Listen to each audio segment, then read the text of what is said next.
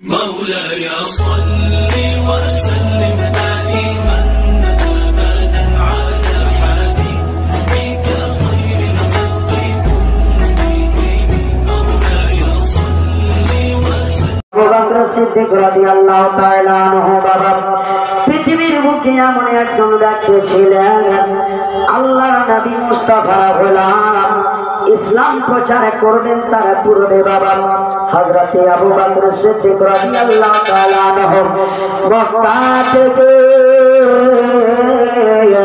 মুলকে শাম বাবা বড় বিজনেসম্যান তিনি ছিলেন একজন বিখ্যাত বাবা ব্যবসাকারী ব্যক্তি ছিলেন ব্যবসা করার জন্য আবু বকর সিদ্দিক বাবা মুসলমান ওই মুলকের সামনে চলে গেছে ওই মুলকের সামনে যাওয়ার পরে আবু বকর সিদ্দিক যেন বাবা বিছানায় ঘুমিয়ে আছেন বিছানায় ঘুমিয়ে থাকতে থাকতে আবু বকর সিদ্দিক যেন স্বপ্ন দেখেন স্বপ্নটা কি দেখেন যেন আমার আল্লাহর আকাশের তারা আর আকাশের চাঁদ এবং বাবা সূর্য আকাশের চাঁদ এবং সূর্য আবু বকর সিদ্দিকের যেন বাবা কোলে আকাশ থেকে নেমে আবু বকর সিদ্দিকের কোলে নেমে চলে আসলো আবু বকর সিদ্দিক ওই কোলে আপনার যেমনই আকাশের চাঁদ এবং সূর্য আসলো আবু বকর সিদ্দিক দুটি হাতে ধরে নিয়ে বাবা নিজের কোলে নিয়ে নিলেন কোলে নেওয়ার পরে এইভাবে আবু বকর সিদ্দিক বাবা ঘুমিয়ে গেলেন বিছানায় ঘুমিয়ে যাওয়ার পরে আবু বকর সিদ্দিক সকালবেলা বিছানা থেকে উঠে ওই যাও বাবা ওই আপনার স্বপ্নের তাবির করার জন্য স্বপ্নের মানে মতটা বোঝার জন্য একজন ঈসাই রাকিবের কাছে গেছে সকালবেলা উঠে হুজুর গো আমি একটা স্বপ্ন দেখেছি গো আপনি ওই স্বপ্নের তাবির করে দেন যেমনই আবু বকর সিদ্দিক বাবা বর্ণনা করেছেন বলে ও গো আবু বকর সিদ্দিক তুমি স্বপ্নে কি দেখেছ বলে আমি স্বপ্নে দেখলাম আল্লাহর আকাশের চাঁদ এবং সূর্য আকাশ থেকে নেমে আমি আবু বকর সিদ্দিকের কোলে চলে আসলাম আমি ওই চাঁদ এবং সূর্যকে কোলে নিয়ে আমি যেন নিজের গোছাতে লুকিয়ে দিলাম ওগো বলেন বলেন এই স্বপ্নের অর্থ কি আপনি জানিয়ে দেন বলেন আপনার নামটা কি আবু বকর সিদ্দিক বললেন আমার নাম আবু বকর বলে আপনি কোন দেশের মানুষ বলে মক্কার মানুষ বলে কোন বংশের সঙ্গে আপনার সম্পর্ক বলে আমার সম্পর্ক হলো বানু হাশিমের বংশের সঙ্গে এবার যেন আবু বকর সিদ্দিককে বললেন মক্কা থেকে আপনি কি জন্য এসেছেন আপনার কাজটা কি একটু বলে বলে ও গো হুজুর আমার কাম হলো বিজনেস করা আমি একজন বিজনেসম্যান আমি ব্যবসা করার জন্য মক্কা থেকে মুলকে শাম এসেছি এবার জানো বাবা আবু বকর সিদ্দিককে আপনার ওই রাহে বলছেন ধন্যবাদ সুসংবাদ বলে কিসের সুসংবাদ বলে তুমি যে বংশের সঙ্গে সম্পর্ক রেখেছ ওই বংশে দিয়ে একজন বিশ্ব নবী এসেছে যিনি হলেন আখিরি জামানার নবী নাম হলো মুহাম্মদ আরবি ওই নবী মুস্তাফা দুনিয়ার বুকে চলে এসেছে ওরে আবু বকর সিদ্দিক আপনি অতি শীঘ্র ওই নবীর কালেমা পড়ে ওই নবীর মহাব্বতে জীবন নিচাওয়ার কারণেওয়ালা আছেন আপনি অতি শীঘ্র ওই নবীর কালেমা পড়বেন আবু বকর সিদ্দিক যারা বাবা এই খবরটা শোনার পরে আর যারা বরদাস্ত করতে পারলেন না বাবা আবু বকর সিদ্দিক সেই সময় বাবা যতগুলো ব্যবসা বাণিজ্যের জিনিস ছিল সম্পূর্ণকে বিক্রি করে দেওয়ার পরে আবু বকর সিদ্দিক জানো বাবা আপনার মক্কা থেকে রওনা হচ্ছেন বাবা এইদিকে আবু বকর সিদ্দিক বাড়িতে এসে বাবা আমার নবী কোথায় আমার নবীকে আমি যেন দেখবো আমার নবী চেহারাটা কি আমি সেটা দেখবো আবু বকর খুঁজতে খুঁজতে বাবা আমার নবী মুস্তাফার পবিত্র দরবারে চলে এসেছি যেমনই নবীর দরবারে আসা আমার নবীর চেহারার দিকে এমন ভাবে তাকিয়ে আছেন। আবু বকর সিদ্দিক বললেন, রব্বুল আলামিন এত সুন্দর মানব আপনি পৃথিবীতে তৈরি করেছেন, আমি আবু বকর সিদ্দিক এর পূর্বে এত সুন্দর পুরুষ কাউকে দেখিনি।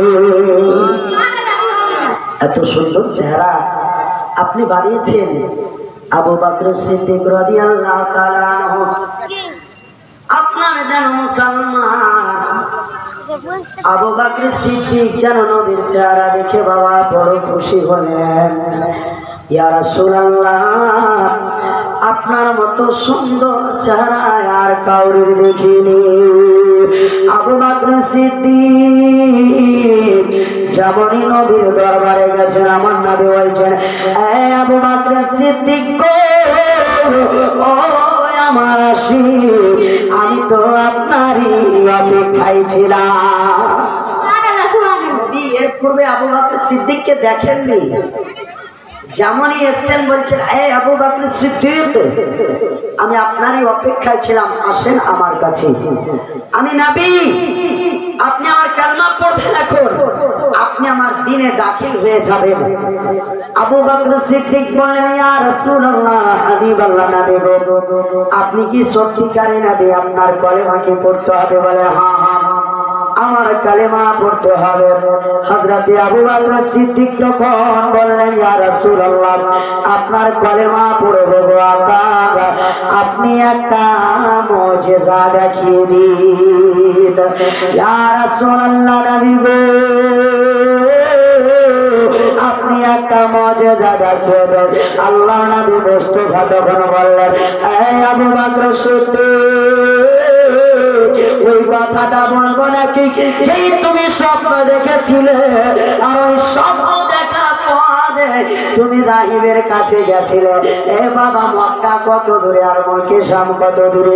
বলে, আবু বকর সিদ্দিক রে, তুমি রাত্রে যে স্বপ্নটা দেখেছো রে, আর ওই স্বপ্নের তাবির তোমার যেন ওই রাহিব করেছে, বলো তো এটাই আমার একটি বিরাট মুজিজা, এটাই আমার একটি বিরাট মুজিজা। আবু বকর সিদ্দিক তখন বলছেন, সাদাকতা ইয়া রাসূলুল্লাহ, আনা আশহাদু আল্লা ইলাহা ইল্লাল্লাহ ওয়া আশহাদু আন্না মুহাম্মাদান আবদুহু ওয়া রাসূলুহু। ইয়া রাসূলুল্লাহ, আপনি সত্য বলেছেন, আপনি সত্য বলেছেন। ইয়া রাসূলুল্লাহ, আমি সাক্ষী দিচ্ছি আল্লাহ ছাড়া কোনো মাবুদ নেই, এবং আমি সাক্ষী দিচ্ছি আপনি হলেন ওই প্রিয় নবী আকা মুস্তাফা, আপনি হলেন আল্লাহর রাসূল এবং তিনার বান্দা। আবু বকর সিদ্দিক বাবা প্রথমে কালেমা পড়লেন। বাবা কালেমা পড়ে নেওয়ার পরে আমার নবীর কালেমায় আবু বকর সিদ্দিক বাবা পুরুষদের মধ্যে প্রথম পড়েছিলেন। আপনার যেন তারপরে হযরতে খাদিজা কুবরা, তারপরে বাবা আপনার নবীজির একজন গোলাম যার নাম যায়েদ বিন হারিসা, তারপরে বাবা কালেমা পড়লেন হযরতে আলী মুর্তাজা। ওই ইসলাম ধর্ম গ্রহণ করার পরে বাবা চুপি চুপি আমার নবী মুস্তাফা ইসলাম প্রচার করেন মুসলমান। আর এই অবস্থা আপনার কিছু সংখ্যা যেন হয়েছে মুসলমানদের। এই অবস্থায় আবু বকর সিদ্দিক রাদিয়াল্লাহু তাআলা আনহু আমার নবীকে একদিন বলেন, ইয়া রাসূলুল্লাহ, ইয়া হাবিবাল্লাহ, নবী গো, আমরা আর কতদিন এভাবে লুকিয়ে লুকিয়ে নামাজ পড়ব, কোরআন পড়ব? ইয়া রাসূলুল্লাহ, নবী গো, আপনি যদি অনুমতি দেন গো নবী, আমরা যেন প্রকাশভাবে ইসলাম প্রচার করব। আল্লাহ নবী বললেন, আবু বকর সিদ্দিক রে, এখনো মুসলমানের সংখ্যা অনেক কম আছে রে, তুমি প্রকাশভাবে ইসলাম প্রচার করতে চাও না। আবু বকর সিদ্দিক বললেন, ইয়া রাসূলুল্লাহ, ওগো নবী, আপনি একটিবারের জন্য অনুমতি দেন, আমি ইসলাম প্রচার করব প্রকাশভাবে। আল্লাহর নবীকে একবার নয়, দুইবার নয় বাবা, কয়েকবার আবু বকর সিদ্দিক বললেন বাবা। এই অবস্থায় আল্লাহর নবী মুস্তাফা বললেন, ও আবু বকর সিদ্দিক গো, তুমি যখন জিদ করছো যাও যাও, ওই কাবা শরীফের পাশে দাঁড়িয়ে দাঁড়িয়ে আল্লাহর কোরআন তেলাওয়াত করো। আবু বকর সিদ্দিক এক পা দুই পা করে ওই কাবা শরীফের পাশে দাঁড়িয়ে আল্লাহর পবিত্র কোরআন বাবা যেন পড়তে শুরু করে দিয়েছে। আল্লাহর নবী মুস্তাফার গোলাম আবু বকর সিদ্দিক জামানে বাবা কোরআন তেলাওয়াত করতে শুরু করেছেন। খোদার কসম বলি রে বাপ, ওই আরবের যতগুলো মেয়ে মানুষগুলো বাড়িতে ছিল, ছোট ছোট বাচ্চারা খেলাধুলায় ব্যস্ত ছিল, আর যেন খেলাধুলা করল না। মা বোনেরা